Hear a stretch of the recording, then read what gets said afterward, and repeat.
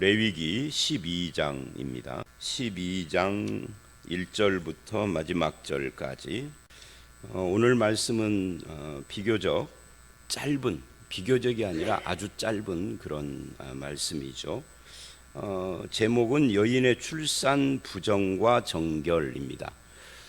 우리는 이 말씀을 읽으면서 어떤 것을 이렇게 생각하게 되느냐면, 그러니까 부정이라는 것이 부정했다, 부정하게 됐다.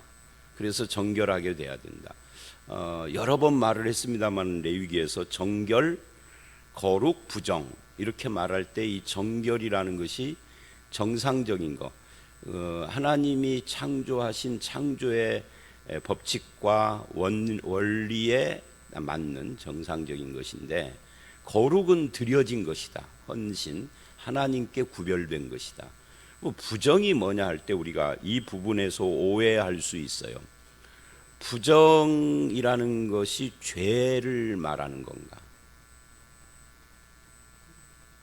오늘 본문은 그렇지 않다는 걸 이야기를 하는 거죠. 여자가 아이를 낳는 것이 죄 짓는 거예요? 그거 아니죠. 그래서 부정하다, 부정해졌다, 이건 죄 지었다는 이야기하고는 다른 이야기입니다. 죄를 지으면 속죄를 받아야 하는 거죠. 속죄. 근데 부정한 사람은 속죄를 받는 게 아니라 정결케 해야 해요. 정결케 되는 것과 속죄 받는 것은 다른 겁니다. 그렇다면 여자의 이 출산이 부정이고 부정이 죄가 아니다, 죄하고는 좀 다른 의미이다라고 하면, 우리가 11장에서 정결한 짐승, 부정한 짐승 나눌 때에도, 예를 들면 이제 우리가 부정한 짐승, 정결한 짐승 리스트를 쫙 외우고 있는 거 아니잖아요. 대표적으로 한두 가지씩만 알죠. 예를 들면 소, 양, 이거는 정결한 짐승에 속합니다. 근데 돼지, 뱀장어 이런 것은 부정한 짐승에 속합니다. 그러면 뱀장어는 놔두고 돼지는 죄의 병균 가지고 있나요? 그래서 돼지를 먹으면은 죄의 병균이 내 속에 들어와서 부정해지나요? 그런 의미는 아니다. 그래서 부정이라는 것을 우리가 굉장히 부정하게 생각을 하는데, 앞에 부정과 뒤에 부정은 다른 거예요. 그런데 그게 죄 개념은 아니다는 것을 11장에서는 확실하게 자신 있게 말을 할 수 없었는데, 12장에 들어와서는 확실하게 부정은 죄를 말하는 건 아니구나 하는 것을 알게 돼요. 오히려 여기서 여자를 부정하다, 출산한 여자를, 그러니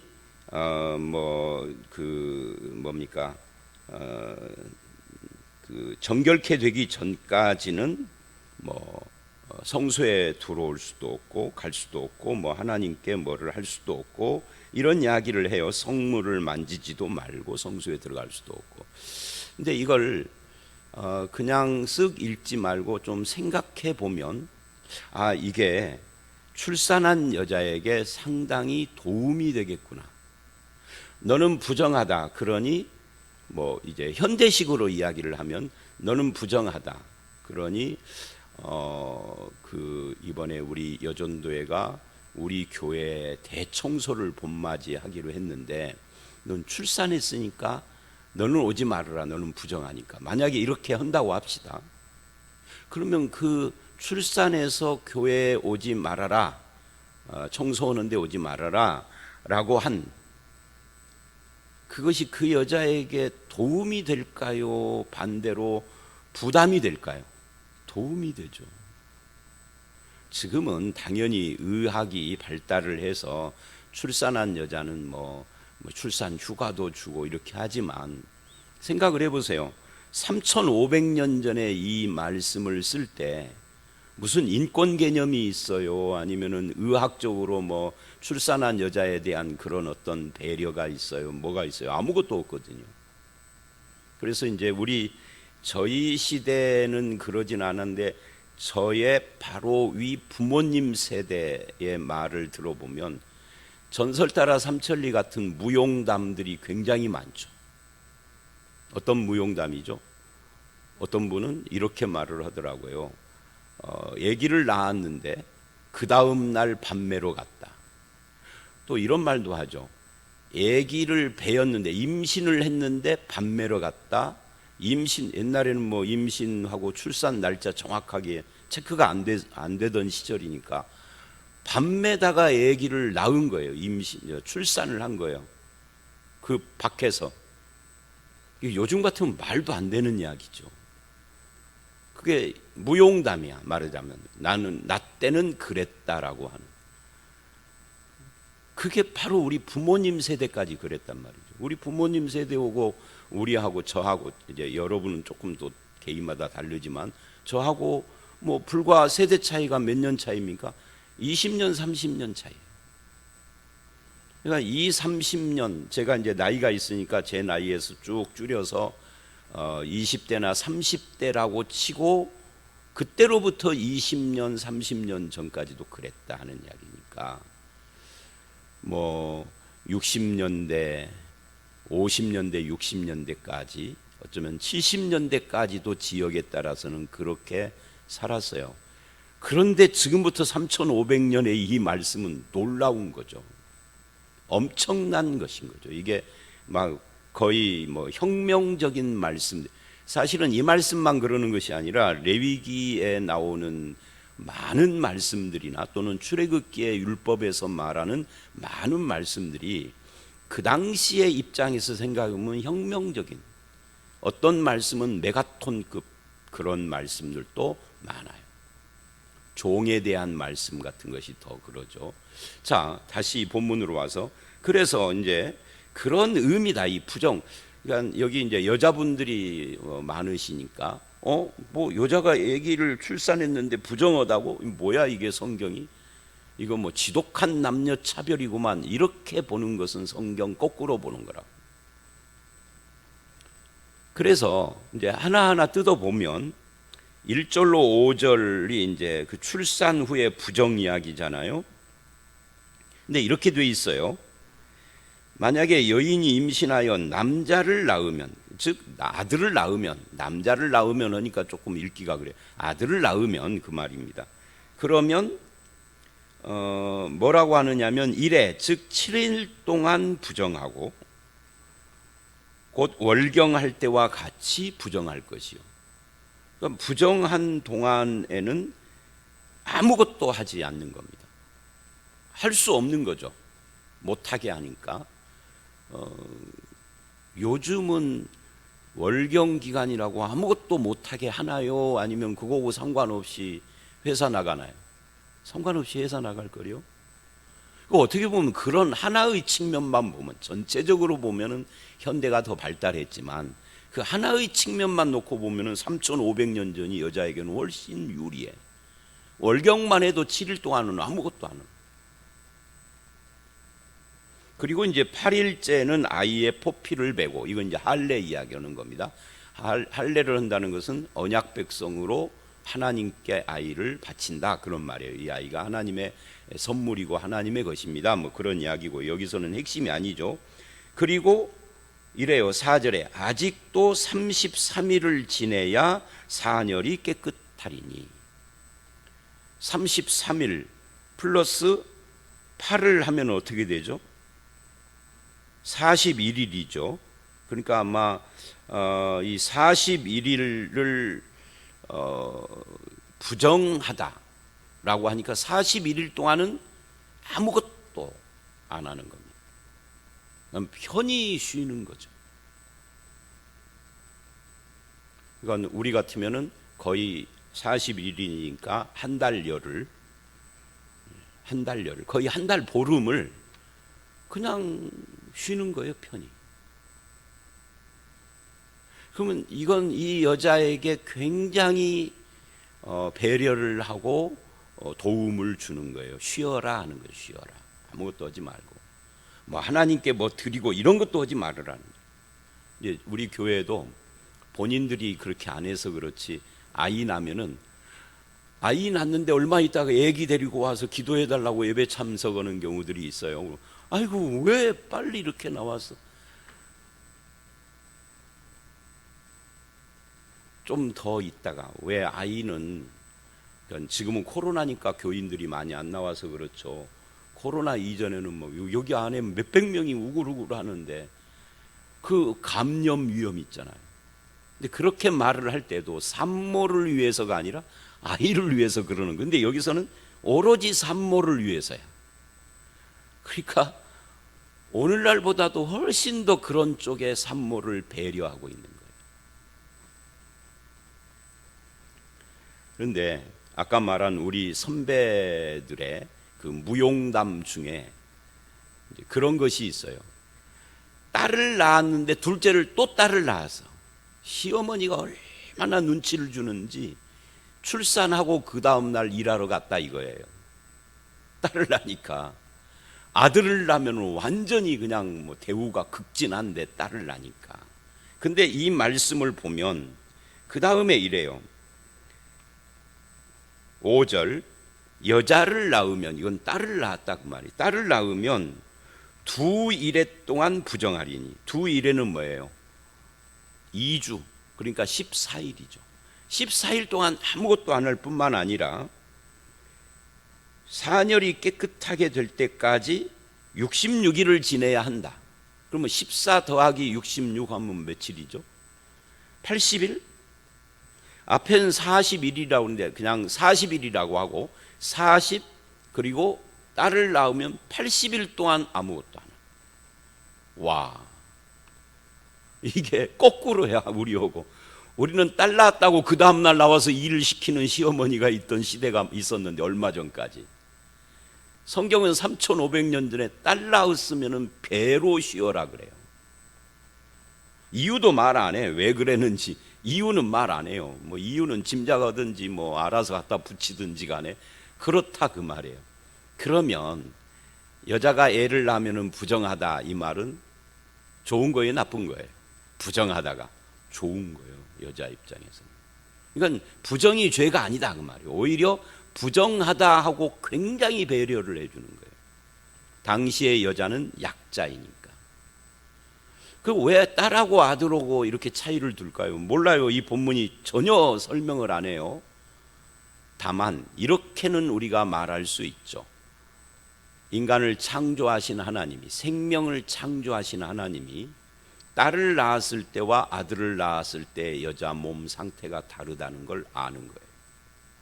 3,500년 전에 지금 안다. 지금 21세기에 그거는 뭐 의학이 발달해서 당연한 거고 3,500년 전에는 의학이라는 것 자체가 존재하지를 않았던 시절이에요. 그런데 현대에 와가지고 밝혀진 바가 의학적으로 딸을 낳았을 때 여자 몸이 훨씬 더 무엇을 많이 뺏긴답니다. 죄송합니다. 지금부터 제가 하는 말은 그냥 약간 좀 농담이 들어있는 겁니다. 이런 거예요. 이 딸년들이 지네 엄마 걸 되게 많이 뺏어가는 거예요, 말하자면. 그죠? 그러니까 하나님이 그거를 요즘은 21세기 현대 의학이 그거를 발견을 했지만 3,500년 전에 하나님은 밑도 끝도 없이 딸 낳으면 오래 쉬어라야. 왜 그랬겠어요? 정확한 이유는 모르지만 그런 현대의학이 발견한 그런 것까지도 창조주시니까 다 아는 거예요. 모세는 이 말씀을 듣고 전달을 할 때 왜 그러는지 의문이 있겠죠. 모세도 몰라. 전달을 했을 뿐이지. 그걸 보면은 설교자가 성경에 기록된 것 자체를 설명하는 거지 그 이유까지 다 알고 설명하는 건 아닐 수도 있다. 모세도 마찬가지. 자, 뭐 그거는 부수적인 이야기고요. 일단 중요한 것은 자식을 낳는 것은 하나님의 축복인데 왜 부정하다라고 하는가? 이것은 출산 자체, 즉 사람이 태어나는 것이 부정 또는 죄 또는 저주라는 뜻이 아니고, 그렇게 생각을 하면은 인생이 어두운 인생이 되는 거죠. 피 흘림 때문에 부정이라 그러는 거예요. 오로지 출산 자체가 아니라 이 레위기서는 피를 흘리는 것을 극도로 안 좋게 봐요. 그러니까 출산이라는 축복이지만 그래도 피를 흘렸으니까. 그래서 피는 생명과 연관이 있잖아요. 피를 흘리는 걸 부정이라고 규정해 놓음으로써 생명을 귀히 여기는 거예요. 근데 여기서는 출산 때의 피이니까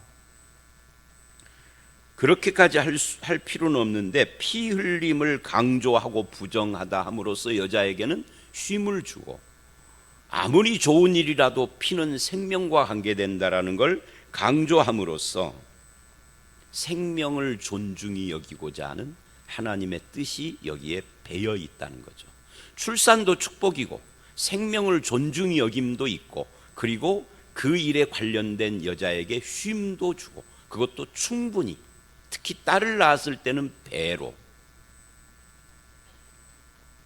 그러니까 2달 반을 쉬는 거예요, 딸을 낳으면. 그런 의미에서 이 부정은 오히려 축복이고 배려고 그렇다. 그래서 부정의 규례는 늘 그 당시에 사회적인 약자들에 대한 배려가 숨어져 있어요.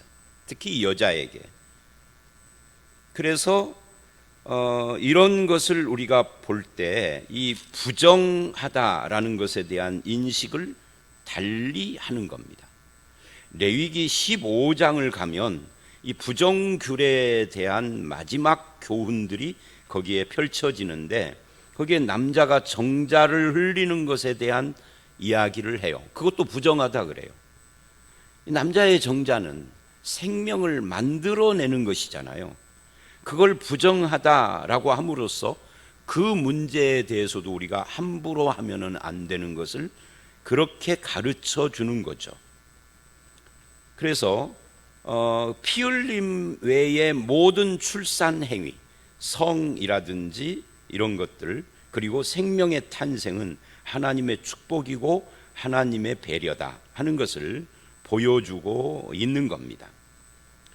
그래서 이제 이 본문을 쭉 보면 그런 이야기들을 하고 있고요.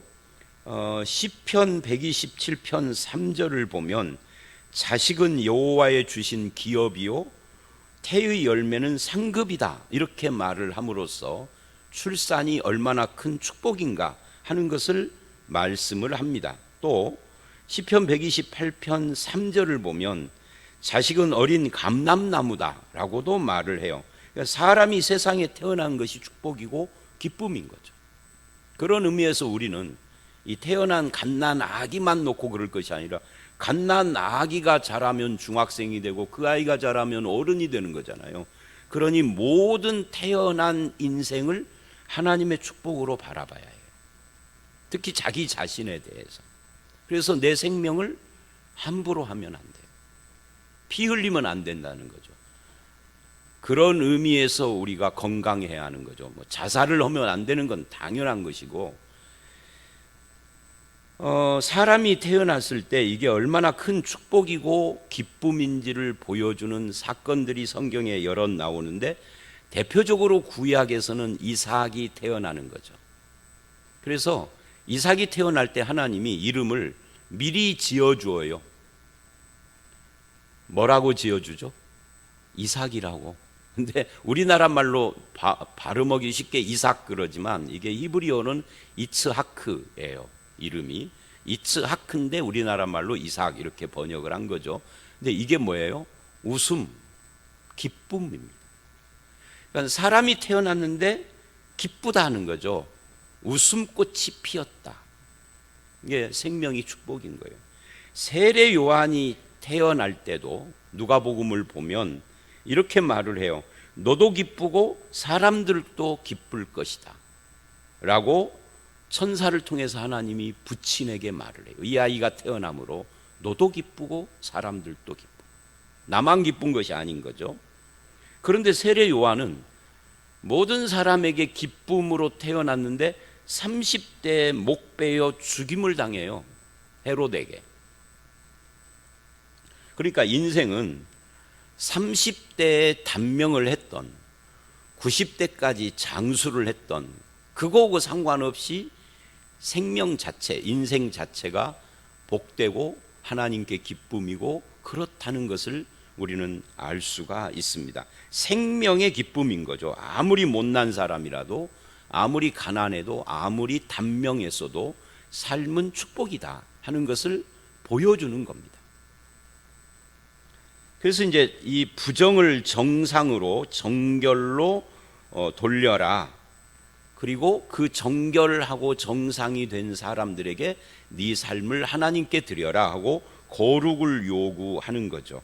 그래서 이제 신약이나 또 구약도 마찬가지. 신약에 가면 더 확실하게, 구약은 은유적으로 표현을 하거나 상징적으로 표현을 많이 하는데 신약은 직접적으로 표현을 많이 하죠. 그래서 뭐라고 이야기를 하느냐 하면 결혼이 거룩한 거다 이렇게 말을 해요. 사람들은 결혼을 안 하는 것이 거룩이라고 착각을 해요.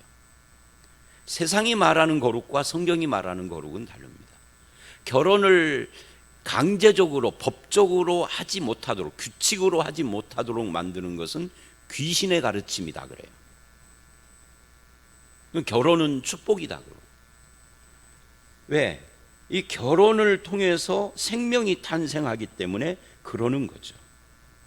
여러분, 이제 이 말씀 6절로 8절을 가기 전에, 6절로 8절은 뭐 비교적 간단한 이야기니까 여러분은 여러분의 생명, 여러분의 존재를 하나님의 축복이고 기쁨이라고 바라보십니까? 그렇게 보셔야 하고, 그렇다면 거기서 머물지 않고 다른 사람의 생명도 하나님의 축복이고 귀한 것으로 인정해 줘야 돼요. 그리고 이 본문에서처럼 하나님은 약자를 배려하는 분이다. 여자만이 아닙니다. 이제 계속해서 레위기에서 이제 말하는 것들이 다 그렇습니다.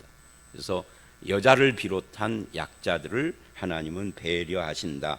배려의 하나님인 거죠. 신약에서 우리가 성도가 된 것을 재탄생이라고 부릅니다. 그걸 이제 재탄생 이렇게 말하지 않고 새 것이 되었다, 새로운 피조물이라 그렇게 말을 하고, 이걸 신학에서는 새 창조 또는 재창조라고 하죠. 이것을 거듭남이라고 해요. 중생, 구원. 그러니까 예수 믿는 사람들은 그냥 육체의 탄생도 하나님의 축복인데 재창조된 존재로, 죄로부터, 죄와 사망과 이런 것에 종된 상태에서 재창조된 존재로서 얼마나 복된 존재가 됐는가 하는 것을 스스로 바라봐야 하고, 그런 눈으로 사람과 세상을 바라봐야 합니다. 인생은 저주가 아니에요. 인생을 저주처럼 말하는 사람들이 참 많아요. 불교의 영향이죠. 절대 성경은 그렇게 말하지 않습니다. 자, 6절로 8절, 이제 정결케 된 뒤에를 이야기를 하는 겁니다. 그때는 속죄제와 번제를 드려라 라고 합니다. 근데 여기서 우리가 참 재미있게 주목을 해야 할 부분이 있는데, 그게 뭐냐면 이런 말씀이에요. 속죄제와 번제를 드리는데 어떻게 드리느냐? 1년 된 어린 양을 가져다가 속죄제를 드리고 번제를 드리고, 속죄제를 위하여 집비둘기 새끼나 산비둘기를 가져다가 드리는데, 그러면 이제 사녀리 깨끗하리라. 속죄라는 것이 죄 속함이 아니라 정결이라고 5대 제사 때 제가 설명을 했어요. 그런데 그 다음 8절의 말씀이 우리가 주목해야 할 부분입니다. 만약에 여인이 어린 양 바치기에 힘이 미치지 못하면 산비둘기 2마리나 집비둘기 새끼 2마리를 가져다가 하나는 번제로 하나는 속죄제물로 드려라. 이것도 배려예요. 보세요. 출산이라는 것은 빈부 귀천 상관없이 누구나 하는 거죠. 여인이라면. 그래서 이 부분에서 물질 때문에 뭐라 그럴까요? 소유, 돈이 있고 없고 이 빈부 때문에 하나님 앞에 속죄, 정결케 되는 일을 못하면은 안 되니까. 양은 비싸잖아요. 가난한 집에게는 이게 양이 재산이란 말이죠. 부자들은 그 아무것도 아니겠지만. 그래서 비둘기로 할 수 있다. 근데 이 비둘기도 참 재밌는 것이, 집비둘기는 그러는데 산비둘기는 이건 뭐 임자도 없는 거잖아요. 약간의 노력만 하면은 누구든지 할 수 있는, 뭐 잡기가 용이하지는 않았겠습니다만은, 그래서 이것조차도 가난한 자를 배려하고 있다. 여기만 그러는 거 아니에요. 우리가 5대 제사를 볼 때 꼭 드려야 되는 제사에서는 항상 배려하는 부분이 나온 것을 알고 있어요. 그런 의미에서 우리 하나님은 누구시냐 하는 것을 다시 봐야 하는 것이죠. 하나님께 감사해야 하는 이유도 거기에 있어요. 하나님은 하나님의 백성, 그리고 하나님의 백성이 아니더라도 기본적으로 인간에 대한 배려, 그리고 존중, 이해, 이런 것을 하실 뿐만 아니라 그게 아버지의 마음이고 우리에게도 그런 것을 요구하십니다. 그게 신자의 삶의 태도가 되는 거죠. 그래서 우리가 하나님께 감사하는 겁니다. 자, 오늘 말씀 여기까지입니다. 그래서 오늘 말씀은 1절로 5절, 아들을 낳았을 때, 딸을 낳았을 때 그 쉬는 기간을 통해서도 이 부정이 여자에 대한 배려구나, 배려 문제. 그 다음에 6절로 8절, 정결케 되는 제사를 드릴 때에도 가난한 자를 굉장히 배려해 주시는 그런 말씀을 통해서 하나님이 어떤 분인가, 내가 믿는 하나님이 우리를 어떻게 생각하는가, 생명을 축복이라고 생각하는 정도가 아니라 삶을 배려해 주는, 그래서 우리가 하나님을 닮아가는 것이 구원받은 자의 신앙의 성숙이라고 하면 우리도 그렇게 생명을 귀히 여기고 기뻐하고 존중하고 배려하고 이런 삶을 살아야 한다. 특히 약자를 더 그래야 된다 하는 것을 알 수가 있습니다. 그런 하나님과 함께 동행하며 여러분의 인생을 긍정으로 받아들이고 다른 사람을 그렇게 존중하는 삶을 살아가는 저와 여러분들이 되시기를 주의 이름으로 축원합니다. 함께 기도하겠습니다. 하나님, 여자가 아이를 낳는 걸 부정이라 규정하고 어떤 경우에 아들인 경우에는 40일을, 딸인 경우에는 80일을 쉬게 함으로써 배려하시는 그런 부분들을 봤습니다. 또 생명이 얼마나 소중한 것인지에 대해서도 알았습니다. 또 약한 자를 배려하여서 제사의 제물을 그 기준을 낮춰주시는 하나님의 마음, 아버지의 마음을 또한 배웠습니다. 우리가 그렇게 혜택을 받고 귀히 여기고 존귀한 자로 대접을 받는 인생으로 태어났사오니 감사하게 하시고 다른 이들을 배려하고 존중하는 삶의 열매를 맺으며 살아가도록 주님 우리와 함께하여 주시옵소서. 오늘 이 하루 나를 기뻐하시고 귀중히 여기시는 하나님 아버지와 함께하는 이 하루가 되기를 원하옵고 예수님 이름으로 기도드렸사옵나이다. 아멘.